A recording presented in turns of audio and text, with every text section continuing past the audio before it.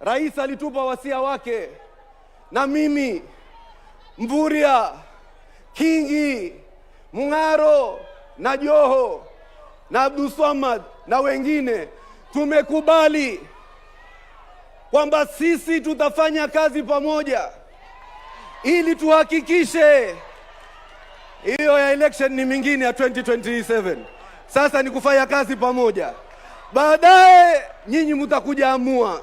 Lakini kwa sasa adui wetu yule hatupendi, yule ataka kuturegesha nyuma, yule fisadi, yule aliyetangulia kama rais wa jamhuri hii, yule anafadhili upinzani, yule aliweka vikaragosi, yule hakuwa na azma ya Raila, yule hakuwa na azma ya sisi kuendelea mbele, yule aliyotusaliti, yule na watu wake tutawaweka katika kaburi la sahau ili waende huko mbele watokomee, na sisi tuweze kuhakikisha tumeendelea na William Samoei Ruto.